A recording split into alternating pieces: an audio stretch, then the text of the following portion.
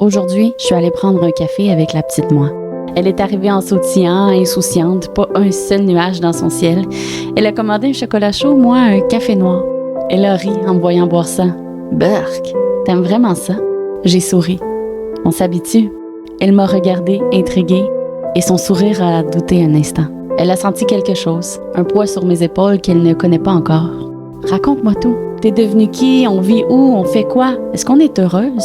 J'ai voulu lui répondre vite fait, lui raconter la version douce, enjolivée, celle qui ne ferait pas trembler sa petite main sur sa tasse, la version que la majorité des gens qui me croisent connaissent. Mais elle mérite la vérité, alors j'ai pris une grande inspiration. Tu sais, la vie, c'est pas exactement comme dans les films. Il va y avoir des moments où tu vas tomber si fort que tu vas croire que tu te relèveras jamais. Tu vas perdre des gens que tu croyais éternels.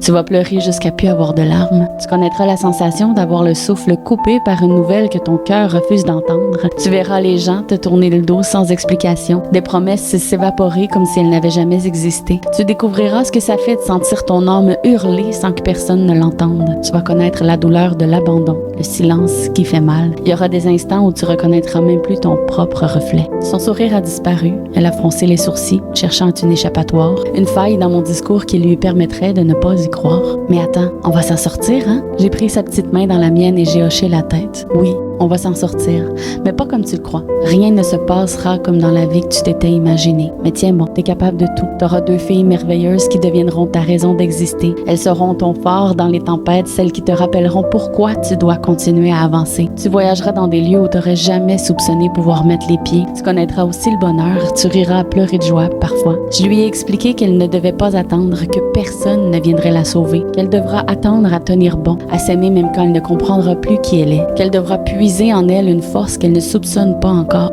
Et puis qu'un jour, elle écrira son histoire. Pas pour pleurer sur son sort, mais pour que ceux qui sont dans l'ombre sachent qu'ils ne sont pas seuls, que tout passe, que tout est temporaire. Elle m'a regardé longtemps, en silence. Puis lentement, elle a repris son sourire, plus doux, plus mature. Alors, on devient une guerrière? J'ai ri, une boule d'émotion coincée dans la gorge. Oui, ma belle, une guerrière, une survivante. Et un jour, on prendra un autre café avec la vieille nous et elle nous dira qu'on a bien fait. Je me suis levée, je lui ai caressé la joue et je suis partie. Derrière moi, la petite moi a soufflé sur sa tasse, l'air pensive. Elle ne sait pas encore ce qui l'attend, mais maintenant elle sait une chose, elle y arrivera.